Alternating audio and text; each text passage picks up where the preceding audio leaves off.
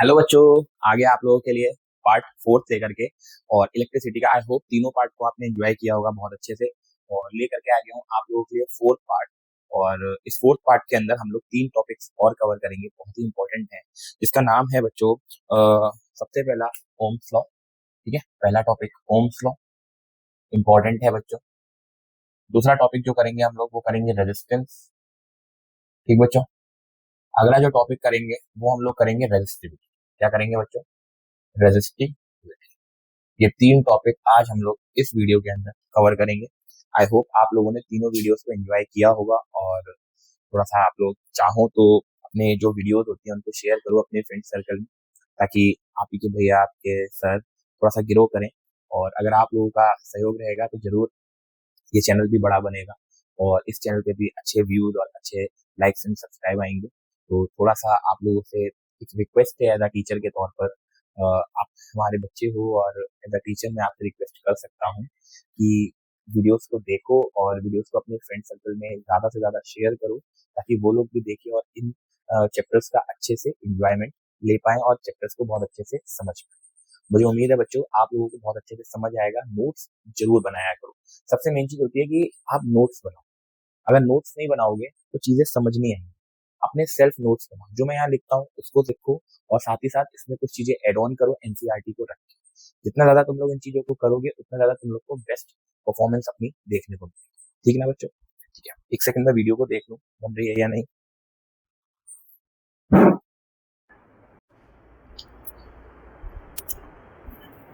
तो बच्चों वीडियो तो सही बन रही है। एक बार चेक करने गया था, थोड़ी सी लाइटनिंग कम लग रही थी तो थोड़ी सी लाइट फोकस करा है। आई होप क्लियर दिख रहा होगा आप। और क्लियर क्या, बोर्ड क्लियर दिखना चाहिए आप लोगों को। और बोर्ड जब क्लियर दिखेगा तो चीज़ें समझ आएंगी। ठीक है ना? तो स्टार्ट करते हैं बच्चों। आज सबसे पहला टॉपिक जिसका नाम है ओम्स लॉ, है ना। तीनों वीडियो बहुत अच्छे से देख लेना क्योंकि उसमें बहुत ज़्यादा बेसिक से मैंने चीज़ों को कराया है। एक बार पढ़ लेना, पढ़ लोगे आप लोग तो आप लोग के लिए बेनिफिट रहेगा। ठीक है, तो आज सबसे पहले बच्चों हम लोग ओम्स लॉ की बात करेंगे। देखो, ये इलेक्ट्रिसिटी के अंदर ना इन्होंने बहुत बड़ा रोल प्ले किया। ओम्स लॉ ने इलेक्ट्रिसिटी के अंदर मेरे बच्चे बहुत बड़ा रोल प्ले किया है। और ये रोल जिन्होंने प्ले किया बच्चा, इन्होंने एक ऐसा स्टेटमेंट दिया जो स्टेटमेंट काफ़ी हद तक सही भी था। और इनके स्टेटमेंट से काफ़ी सारी चीज़ें जो हैं वो बहुत ज़्यादा क्लियर हो गई। वो बड़ी ज़रूरी चीज़ है बच्चों। ठीक है ना? तो आपको मैं बताता हूँ ओम्स लॉ ने क्या कहा। इन्होंने कहा, यदि कोई आप एक सर्किट लेते हो, लेट सपोज कोई भी एक सर्किट है ना, उस सर्किट के अंदर कोई एक सेल या फिर एक बैटरी लगी है। वीडियो जरूर देख लेना, जो भी बच्चे नए आए हैं वो भी एक बार वीडियो को, पुरानी वीडियो जरूर देख लेना। ठीक है बच्चों? तो ये होता है हमारे पास पॉजिटिव और ये होता है हमारे पास नेगेटिव। ठीक है, आपको पता है यहाँ से इलेक्ट्रॉन जो है वो इजेक्ट होते हैं, है ना। और यहाँ से अगर इलेक्ट्रॉन इजेक्ट होते हैं तो आपको पता है इससे जस्ट अपोजिट डायरेक्शन में कौन निकलता है? करंट। ये तो सबको पता है ना। तो जब इस सर्किट में करंट फ्लो होता है तो ये डिपेंड करता है इसके वोल्टेज पर, ऐसा इन्होंने बोला। ये डिपेंड करता है इसके वोल्टेज पर कि बैटरी का वोल्टेज कितना है। और ऐसा होना भी चाहिए कि देखो, अगर आप वोल्टेज को देखते हो तो वोल्टेज क्या है सबको पता है। वोल्टेज होता है वर्क अपॉन कितना टाइम, वर्क अपॉन कितना चार्ज। ये होता है ना, वर्क अपॉन चार्ज। अगर आप यहाँ पे एक चीज फोकस करो, V is equal to W upon कितना Q, तो जितना ज्यादा V है उतना ही ज्यादा क्या होगा बच्चों? जरा कुछ सोचो, वर्क होगा। और जितना ज्यादा वर्क किया जाएगा उतना ही ज्यादा चार्ज फ्लो होगा। एवरेज बात है ना। Q को इधर लेकर क्या, W is equal to V into कितना। चीजों को आप बड़े ध्यान से देखो इस चीज। तो अब जितना ज्यादा वर्क करोगे इसके अंदर उतना ही ज्यादा आपका चार्ज और पोटेंशियल बढ़ेगा। तो ऑब्वियस बात है, जब ये पोटेंशियल बढ़ेगा तो इससे निकलने वाला चार्ज भी बढ़ेगा। ऑब्वियस बात है। तो इसलिए बच्चों इसके अंदर अगर आप ध्यान से देखो तो करंट का फ्लो जो है वो ज्यादा होगा। यानी कि इसका क्या मतलब है? उन्होंने कहा according to this law at constant temperature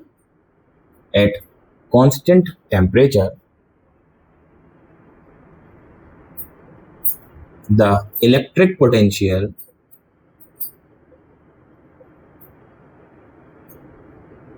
is directly proportional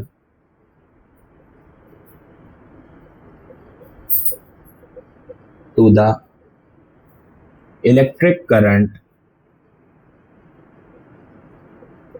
which flow into the conductor। समझे ना बात को? into the conductor, इसका मतलब समझे आप लोग? इसका मतलब ये हुआ कि इस लॉ के तहत यदि आप टेम्परेचर को कैसा रखते हो, यदि आप टेम्परेचर को कांस्टेंट रखते हो यदि आप टेम्परेचर को कांस्टेंट रखते हो। तो आप देखते हो जो आपका इलेक्ट्रिक पोटेंशियल होता है, या फिर इसको आप बोल सकते हो पोटेंशियल डिफरेंस जो होता है, वो मेरे बच्चे डायरेक्टली प्रोपोर्शनल होता है to the electric current, to the electric current. ध्यान देना इस बात को, ठीक है ना। मतलब आप ये कह सकते हो कि the V is directly proportional to, मतलब इसका सीधा सीधा है कि जितना ज्यादा वोल्टेज उतना ही ज्यादा क्या, जितना ज्यादा वोल्टेज उतना ही ज्यादा क्या, करंट। तो सर्किट के अंदर उतना ही ज्यादा करंट। आप समझ लेना बात को। V is directly proportional to I। I hope so clear हुआ होगा, है ना। अब इन्होंने क्या कहा, प्रोपोर्शनलिटी का साइन हटाओ, V is equal to I, एक कांस्टेंट लगाओ, दिस इज R। यही बच्चों कमाल की चीज है, ये जो R है ना, यही है बवाल। इस R को बड़े ध्यान से समझना, ठीक है। बहुत देखो बच्चों, देखो टाइम से 6 मंथ्स बचे, आज से 6 महीने बचे, तो थोड़ा सा जरा फोकस जो है ना हल्का सा पढ़ाई की तरफ लेकर के, समय निकल जाएगा। फिर लास्ट में देखो 10th एक ही बार आता है, बार बार तो आएगा नहीं। थोड़ा सा परसेंटेज अच्छी बना लोगे तो कैरियर आपका बनेगा, है ना। और इन चीज़ों पे अगर फोकस करते रहोगे तो कैरियर आपका बनेगा, पेरेंट्स आपके खुश होंगे। ये मैं सभी बच्चों से कहता हूँ और आप लोगों से भी यही चीज़ बोलूँगा, फोकस करो, थोड़ा सा टाइम दो, चीज़ें समझ जरूर आएंगी, थोड़ा टाइम दो, ठीक है ना। तो देखो बच्चों, ये जो R है ना बच्चा, इस R को बोला गया, वैसे तो ये कांस्टेंट है, लेकिन इस R को बोला गया रेजिस्टेंस। क्या नाम दिया गया मेरे बच्चे, इसको नाम दिया गया रेजिस्टेंस। समझ रहे हो ना बात को। वैसे इसको रेजिस्टर बोलते हैं, लेकिन उसके मैग्नीट्यूड को हम लोग रेजिस्टेंस बोलते हैं, ठीक है ना। ये रेजिस्टेंस जो होता है ना बच्चे, यही जो होता है वो सबसे इंपॉर्टेंट चीज होती है। देखो जब इसी को थोड़ा सा आज हम तुमको समझाते हैं। देखो बच्चों, रेजिस्टेंस की अगर आप बात करते हो, जैसे V बराबर हमारे पास एक फॉर्मूला डिराइव हुआ, which is V is equal to I। अगर मैं आपसे कहूँ R को आप क्या लिखोगे, तो R को आप लिखोगे V अपॉन कितना, I। आप क्लियरली एक चीज देख सकते हो, बहुत ही क्लियरली। आप ध्यान से देखो, जो ये R है which is inversely proportional to I। आप ध्यान से देखो, इसका मतलब क्या हुआ, जहां पर रेजिस्टेंस ज्यादा होगा वहां पे करंट की वैल्यू कम होगी। समझ रहे हो ना बात को। जहां पर रेजिस्टेंस ज्यादा होगा वहां पे करंट की वैल्यू कम होगी।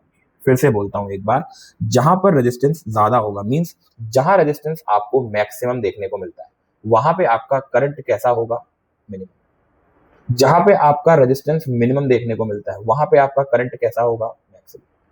ठीक है ना बच्चों, ये होता है रेजिस्टेंस। रेजिस्टेंस का नाम ही है, देखो रेजिस्ट, रेजिस्ट मतलब कहीं ना कहीं अपोज करना, है ना भाई। रेजिस्टेंस क्या है, तो resistance it is a property, it is a property which opposes the rate of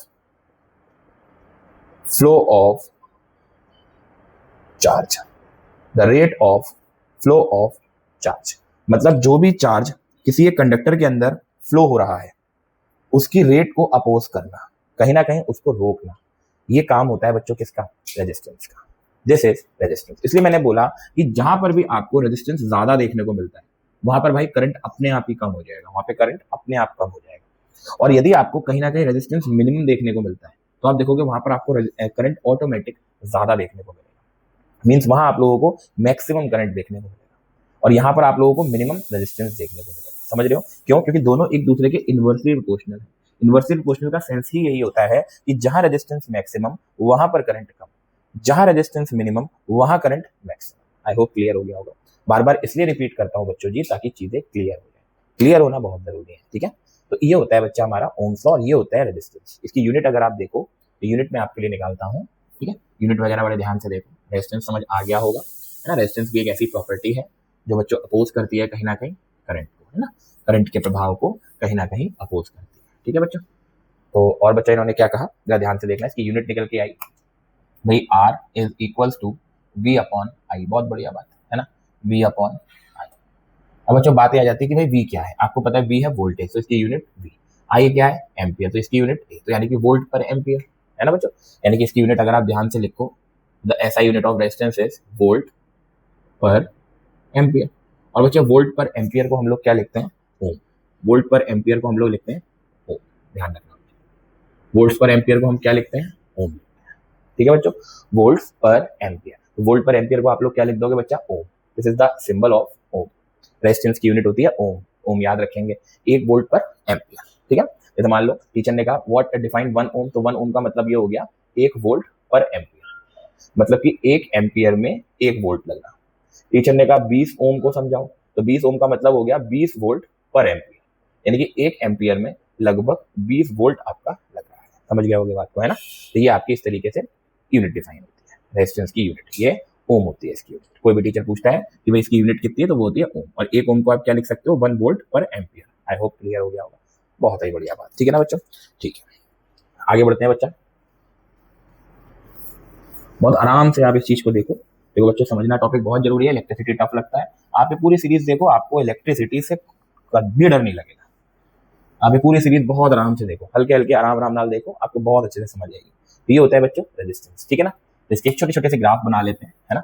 ये हटा देते हैं, इसकी कोई जरूरत नहीं है, समझ आ ही चुका है आप लोगों को, है ना। छोटे छोटे से ग्राफ बनाते हैं। देखो भाई, ग्राफ को देखो, ग्राफ क्या है। सबसे पहले हम लोग देखें V वर्सेस I ग्राफ, है ना बच्चे, V versus I graph. V for आपको पता है PD, और I फॉर आपको पता ही है करंट। ये तो अब सारी चीजें आपको पता ही है बहुत अच्छे, ठीक है। तो इसको सॉल्व करते हैं। सबसे पहले ये और ये, यहाँ पे आप करंट ले लो, यहाँ पे आप करंट ले लो जो कि एम्पियर में होगा, और यहाँ पे आप वोल्ट ले लो जो कि वोल्ट में होगा। बोलो जी क्लियर, लल्ली, ठीक है। ये हो गया, ये I हो गया और ये V हो गया। तो अब यहाँ से आप ये ग्राफ, ठीक है। ये जो बच्चा स्ट्रेट लाइन बनी है, इस स्ट्रेट लाइन को हम लोग क्या बोलते हैं, ये स्ट्रेट लाइन हमारा कहलाएगा रेजिस्टेंस। क्या कहलाएगा, रेजिस्टेंस। ये होता है हमारा रेजिस्टेंस, इसको हम स्लोप बोलते हैं बच्चों। क्या बोलते हैं, स्लोप बोलते हैं, ठीक है बच्चों जी।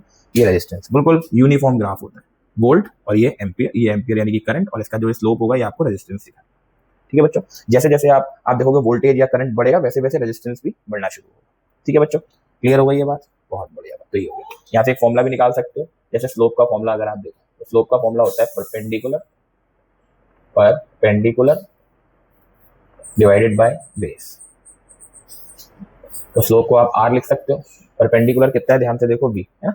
यहाँ पे अगर आप एक रफ लाइन ले लो, दिस इज परपेंडिकुलर, तो परपेंडिकुलर आपका कितना है, V, और बेस कितना है आप लोगों का, करंट, यानी कि R बराबर कितना आ गया, V अपॉन I। देखो ग्राफ से भी एक फॉर्मूला है, ठीक है ना। तो ये बच्चों हमारे पास होता है इसका ग्राफ, बहुत सिंपल सा साधारण सा ग्राफ होता है, कोई इसमें दिक्कत की बात है नहीं, ठीक है बच्चों। रेजिस्टेंस के भी इस तरीके के ग्राफ बन जाते हैं। अच्छा, अब आते हैं बच्चों रेजिस्टेंस पर कौन कौन से ऐसे इफेक्ट हैं, जो कौन कौन से ऐसे फैक्टर हैं जो प्रभाव डाल सकते हैं रेजिस्टेंस पर, कौन कौन सी ऐसी चीजें हैं जो इफेक्ट डाल सकते हैं। अगर आप रेजिस्टेंस की बात करते हो तो what factors affect on the resistance, ऐसे कौन से फैक्टर हैं जो रेजिस्टेंस पर प्रभाव डाल सकते हैं। मतलब मैं ऐसा क्या करूं जिस वजह से आपके रेजिस्टेंस में बदलाव आए, ठीक है। तो देखो भाई फैक्टर, सबसे पहला फैक्टर होता है length of conducting wire, very important, length of conducting wire. मतलब आप अगर वायर की लेंथ में कुछ बदलाव करते हो तो आपका रेजिस्टेंस बदलेगा, 100% बदलेगा, ठीक है। दूसरा होता है cross sectional area of wire. यदि आप वायर का क्रॉस सेक्शनल एरिया चेंज करते हो, बताऊंगा बच्चों क्रॉस सेक्शनल एरिया क्या होता है। क्रॉस सेक्शनल एरिया अगर आप वायर का चेंज करते हो तो रेजिस्टेंस पर फर्क पड़ेगा, ठीक है। तीसरा होता है नेचर ऑफ मटेरियल, मतलब कि भाई जिस मटेरियल का आप मतलब कंडक्टर ले रहे हो उसके ऊपर भी डिपेंड करेगा कि उसका रेजिस्टेंस कैसा होगा। चौथा जो होता है बच्चा, वो होता है डिपेंड्स ऑन टेम्परेचर, समझे ना बात को। डिपेंड्स ऑन टेम्परेचर का मतलब क्या हो जाता है कि भाई साहब ये इस बात पे भी डिपेंड करेगा कि उसका टेम्परेचर उस समय पर कितना है। ऑब्वियस बात है टेम्परेचर चेंज भी हो सकता है, तो टेम्परेचर अगर चेंज होगा तो भैया रेजिस्टेंस में कोई ना कोई प्रभाव पड़ेगा। These are the 4 main factor जो इफेक्ट डाल सकते हैं रेजिस्टेंस, ठीक है ना। पहला हो गया length of the conducting wire, दूसरा हो गया cross sectional area of the wire, तीसरा हो गया नेचर ऑफ मटेरियल, चौथा हो गया डिपेंड्स ऑन टेम्परेचर, ठीक है बच्चों, ठीक है। तो इस तरीके से बच्चों रेजिस्टेंस पर हम लोग इफेक्ट डालते हैं। बहुत अच्छे से देखते रहना भैया, नोट भी करते रहना, ठीक है। आगे बढ़ते हैं, अब ये काम कैसे करते हैं, ठीक है जी। देखो काम कैसे करते हैं, अच्छे से देखो, ठीक है। देखो अभी काम कैसे करेंगे, सही है बच्चों। नोट्स बनाते रहना, प्रॉपर चीजों को समझते रहना, ये नहीं बता रहे हम, ठीक है। समझते रहना भैया जी, समझना जरूरी है। देखो सबसे पहले पहला इफेक्ट, लेंथ की बात करते हैं, लेंथ की। जैसे मान लो आपने ये कंडक्टर लिया, let's suppose this is the conductor. बच्चों कोई भी वायर जो होता है ना, कोई भी वायर हो, लेट्स सपोज कोई भी एक वायर हो, वो हमेशा ध्यान रखा करो सिलेंड्रिकल होता है। वायर कैसा होता है? वायर सिलेंड्रिकल होता है, हमेशा याद रखा करो। इतना बड़ा वायर नहीं होता, लेकिन फिर भी मैं दिखाने के लिए तुमको बता रहा हूँ। वायर जो होता है जनरली सिलेंड्रिकल होता है। कभी नोटिस भी करना, वायर को छील के देखना, तो वायर जो होता है वो तुम्हारा सिलेंड्रिकल होता है। इसकी जो लेंथ होती है, ये होती है लेंथ ऑफ कंडक्टिंग वायर। ठीक मेरे बच्चे, ध्यान रखना। और दूसरी चीज, जो क्रॉस सेक्शनल एरिया होता है ना, ये क्या होता है इसको समझो जरा। ये नई चीज है आप लोग, ये नॉर्मल एरिया नहीं होता। क्रॉस सेक्शनल एरिया क्या होता है? जहां से तुम्हारे इलेक्ट्रॉन इजेक्ट होते हैं, जिस पर्टिकुलर एरिया से, ये वाला, जिस एरिया से इलेक्ट्रॉन इजेक्ट होते हैं। जैसे मान लो आपने यहाँ पे बैटरी लगाया, ठीक है ना, यहाँ से आपने बैटरी लगाया। आपको मैंने ये चीज बहुत अच्छे से समझाई है। ये पॉजिटिव होता है, ये नेगेटिव होता है। आपको पता है यहाँ से इलेक्ट्रॉन इजेक्ट होंगे, यहाँ से इलेक्ट्रॉन इजेक्ट होंगे। बहुत बढ़िया। अब जब ये इलेक्ट्रॉन इजेक्ट होंगे, तो यहाँ से आप देखोगे इस वाले एरिया से इलेक्ट्रॉन इसके अंदर फ्लो करना शुरू होंगे। आप समझ रहे हो? इस वाले पर्टिकुलर एरिया के अंदर से। तो जब इस एरिया से इलेक्ट्रॉन इजेक्ट होंगे ना, तो इसी एरिया को हम कौन सा बोलते हैं? Which is the cross sectional area. समझ गया ना बात को? क्रॉस सेक्शनल एरिया का फॉर्मूला हमेशा याद रखना, which is pi r square. कभी नहीं भूलोगे आप लोग। ये नहीं कि पूरा सिलेंडर का एरिया लगा दो, ना ना ना। क्रॉस सेक्शनल एरिया हो गया ये वाला जहां से इलेक्ट्रॉन एंटर कर रहे हैं, क्योंकि जितना ज्यादा इलेक्ट्रॉन एंटर करेगा, करंट उतना ज्यादा बनेगा। आप समझ रहे हो ना बात को? ठीक है, क्योंकि इलेक्ट्रॉन अगर इधर से इजेक्ट करेंगे, तो ऑब्वियस बात है इस साइड से आपको कौन इजेक्ट होता हुआ दिखाई देगा? करंट। इतना तो पता ही है ना, इसकी इस डायरेक्शन की तरफ करंट होगा। ठीक है ना बच्चों? बहुत बढ़िया बात, बहुत बढ़िया बात। अब देखो बेटा, इक्वेशंस कैसे बनते हैं। जैसे मान लो सबसे पहली इक्वेशन है, जो आपका रेजिस्टेंस होता है, which is directly proportional to length. Equation number, मतलब आप लेंथ जितना चेंज करोगे, लेंथ बढ़ाओगे, रेजिस्टेंस बढ़ेगा, लेंथ कम करोगे, रेजिस्टेंस घटेगा। समझे ना बात को? इस तरीके से। दूसरा जो होता है वो होता है resistance inversely proportional to area. Resistance जो होता है वो इनवर्सली प्रोपोर्शनल टू होता है एरिया के। मतलब ये क्या हुआ? क्रॉस सेक्शनल एरिया जितना कम, रेजिस्टेंस उतना ज्यादा। क्रॉस सेक्शनल एरिया जितना ज्यादा, उसका रेजिस्टेंस उतना कम। ये भैया ने बताया था अभी आप लोग को। तो इक्वेशन कौन सी हो गई है? दूसरी। बाकी के दो अभी बाद में बताते हैं। अब इन दोनों इक्वेशन के हिसाब से आप लिखोगे from equation first and second. तो ये पहली और सेकेंड इक्वेशन के अकॉर्डिंग। मान लो थोड़ी सी चाय बना लो, या मम्मी को बोल दो चाय बना। From equation first and second. ठीक है, तो फर्स्ट एंड सेकेंड के अकॉर्डिंग क्या होगा? जो रेजिस्टेंस है which is directly proportional to L upon कितना? आपने क्या कहा? दोनों इक्वेशन के अकॉर्डिंग आर जो है वो प्रोपोर्शनल आ गया एल अपॉन किसके? ए के। तो एल ऊपर है और ए अपॉन में, तो एल अपॉन ए के प्रोपोर्शनल आ गया। तो रेजिस्टेंस जो है वो इक्वल हो जाएगा। एक कांस्टेंट लेंगे बच्चों यहाँ पे, this is rho, very important topic. This rho is very important. ये जो रो है, इसी के बारे में वार्तालाप करनी है हम लोगों को। ये जो रो होता है मेरे बच्चे, इसको हम बोलते हैं resistivity. This rho is called मेरे बच्चों resistivity. This is called specific resistance. Specific resistance बताया था ना भैया ने, स्पेसिफिक रेजिस्टेंस एक नई चीज आएगी। देखो आई स्पेसिफिक रेजिस्टेंस बड़ी इंपॉर्टेंट चीज है बच्चों, ये बहुत ही ज्यादा इंपॉर्टेंट चीज है कि भाई स्पेसिफिक रेजिस्टेंस क्या होता है। तो आप ध्यान से एक चीज नोटिस करो, ये जो रेजिस्टिविटी है, ये रेजिस्टिविटी, ये जो कांस्टेंट हमने यहाँ पर निकाला, R is equal to rho L upon कितना? ए। तो अगर इसका फॉर्मूला निकाले तो रो ए को इधर लेकर जाओ, ए आर डिवाइडेड बाय कितना हो गया? एल, यानी कि लेंथ। ये निकल के आया बच्चों, देखो formula. This is the formula of resistivity. Rho is equal to A into R upon L. Where is A? A is the what? A is the cross sectional area, है ना बच्चा? ये वाला जो एरिया है जहां से हमारे इलेक्ट्रॉन एंटर कर रहे हैं। ठीक है बच्चा? आर क्या होता है? जो इस पर्टिकुलर कंडक्टर का क्या होगा जरा बताओ? रेजिस्टेंस है ना? Yes, resistance. और एल क्या होगी? जो इस कंडक्टर की पूरी क्या है बच्चों? लेंथ है।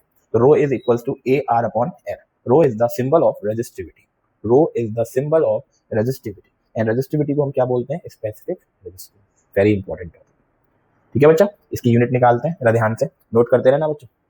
यूनिट निकाल लेते हैं इसकी, है ना? तो यूनिट निकालना जरूरी है। यूनिट ना निकालेंगे तो फिर काम नहीं चलेगा।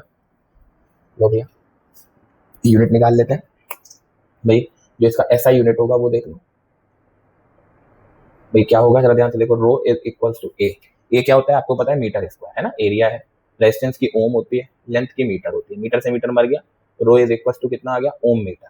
Very good, ohm metre. This is the SI unit of resistivity. Ohm metre. क्या लिखेंगे? Ohm metre. Ohm metre. ठीक मेरे बच्चों? This is the SI unit of resistivity. I hope so clear हुआ होगा। सर ये रेजिस्टिविटी क्या करती है, जरा थोड़ा सा समझाएं। देखो बच्चों, रेजिस्टिविटी जो हमारा अगला टॉपिक है, ये वाला अगला मतलब फैक्टर है, इस पे डिपेंड करती है। रेजिस्टिविटी की एक खास बात होती है कि वो नेचर ऑफ मटेरियल पर डिपेंड करती है। यस बच्चा, very important point. Nature of material पर रेजिस्टिविटी डिपेंड करती है। This is the factor, this is the individual factor जिस पर रेजिस्टिविटी डिपेंड करती है, नेचर ऑफ मटेरियल। ये आपको ये बताती है रेजिस्टिविटी कि कोई एक कंडक्टर कितना पुअर कंडक्टर है और कितना बेस्ट एंड गुड कंडक्टर है। किसका? इलेक्ट्रिसिटी का। ये चीज आपको कौन बताता है, जरा बताओ। ये चीज आपको ये बताता है कौन? रेजिस्टिविटी। याद रखो ये चीज, ठीक है ना। कैसे बताती है सर, जरा थोड़ा सा बताएं। देखो हम आपको बताते हैं, सब कुछ बताएंगे सर, सब कुछ बताएंगे, बस आप लोग थोड़ा फोकस करो। देखो ना बच्चों जी, इस प्रकार बताता है। जो बच्चों रेजिस्टिविटी होती है हमारी, विच इज इनवर्सली प्रोपोर्शनल या फिर रेसिप्रोकल ऑफ कंडक्टिविटी। याद रखो ये चीज, कंडक्टिविटी। इसका मतलब क्या हुआ? जैसे मान लो अगर किसी कंडक्टर की अगर किसी कंडक्टर की रेजिस्टिविटी हाई है, मतलब रेजिस्टिविटी उसकी ज्यादा है, तो आप देखेंगे कि उसकी कंडक्टिविटी जो होगी वो पुअर होगी। ऑब्वियस बात है, क्योंकि इनवर्सली प्रोपोर्शनल है दोनों एक दूसरे के। कंडक्टिविटी का मतलब क्या होगा कि वो इलेक्ट्रिसिटी कितने अच्छे से कंडक्ट कर सकता है। मतलब ये हो गया कि अगर कंडक्टिविटी कम है तो वो कौन सा कंडक्टर हो गया? This is the bad conductor. कौन सा कंडक्टर हो गया? This is the bad conductor. Yes बच्चों, वो एक बैड कंडक्टर होगा। ऑब्वियस बात है। और अगर आप बात देखो, अगर कोई एक कंडक्टर है और उस कंडक्टर की रेजिस्टिविटी पुअर है, मतलब रेजिस्टिविटी कम है, तो ऑब्वियस बात है उसकी जो कंडक्टिविटी होगी वो इंक्रीज हो जाएगी। और अगर कंडक्टिविटी बढ़ेगी किसी की, तो ऑब्वियस बात है वो कौन सा कंडक्टर होगा? This is the good conductor of electricity. समझे ना बात को? मतलब ये हो गया कि मीडियम पे डिपेंड कर रही है। जैसे मान लो अगर आपसे कहा जाए आयरन है एक तरफ, है ना, एक तरफ आयरन है, ऑब्वियस बात है इसकी रेजिस्टिविटी कॉपर से कैसी होती है? ज्यादा। अब ऑब्वियस बात है अगर कॉपर से ज्यादा इसकी रेजिस्टिविटी है तो ये पुअर कंडक्टर हुआ। यस, आयरन इसके रिस्पेक्ट में पुअर कंडक्टर है। लेकिन अगर आप कॉपर की बात करो तो copper is a good conductor. Copper is a good conductor. मतलब ये, अब कंडक्टिविटी को मैं सिग्मा से दिखाता हूँ। दिस इज द आधा ना, this is the symbol of sigma. Sigma बोलते हैं इसको, और ये कंडक्टिविटी का सिंबल होता है। ये सिग्मा जो आयरन का है वो अब कैसा हो जाएगा? कम। और जो इसका है कॉपर का, वो कैसा हो जाएगा? ज्यादा। ऑब्वियस बात है, इसकी कंडक्टिविटी बढ़ गई। क्यों? क्योंकि इसकी रेजिस्टिविटी कम है। ऐसे करके आपको रेजिस्टिविटी बताना। आई होप सो क्लियर हुआ होगा बच्चों ये टॉपिक बढ़िया करके। यानी कि अगर जैसे एक एग्जांपल से और समझाता हूं आप लोगों को,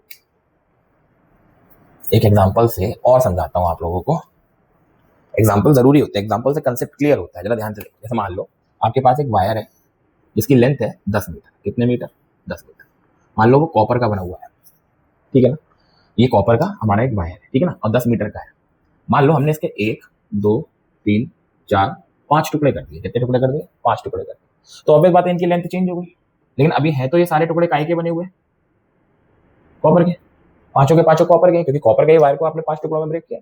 तो बच्चा इनका क्या चेंज होगा? तो बच्चों इनके सबके रेजिस्टेंस कैसे हो जाएंगे? चेंज। क्योंकि रेजिस्टेंस जो होते हैं वो डिपेंड करता है किस पर? लेंथ। लेकिन इनकी सबकी जो कंडक्टिविटी होगी और रेजिस्टिविटी होगी वो कांस्टेंट रहेगी।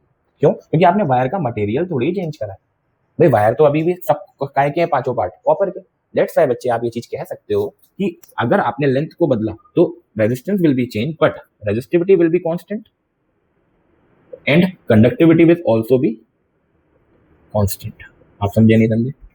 है ना। रेजिस्टिविटी चेंज नहीं होगी। रेजिस्टिविटी तब चेंज होगी जब आप एक चीज फोकस करोगे कि जब आपको मटेरियल चेंज होता हुआ दिखाई देगा, देन उसकी कंडक्टिविटी भी चेंज हो जाएगी, बट रेजिस्टेंस इनका चेंज हो जाएगा। आई होप ये कॉन्सेप्ट आप लोगों के बहुत अच्छे से समझ आया होगा। कोशिश तो मैंने पूरी करी अपना 100% देने की। बाकी आपको जो भी इनमें क्वेरी लगे वो आप कमेंट सेक्शन में मुझे जरूर बताओ, और छोटे छोटे नोट्स जरूर बनाओ, की नोट्स जरूर बनाओ। जितना बनाओगे, जितना लिखोगे, चीज़ें आपके ब्रेन में जाएंगी। ठीक बच्चों, मिलते हैं नेक्स्ट वीडियो में, नेक्स्ट पार्ट में। सपोर्ट करते रहिए। आप सभी के सपोर्ट से हम लोग वीडियोस आगे बनाते रहेंगे, मोटिवेशन मिलता रहेगा। ठीक बच्चों, थैंक यू।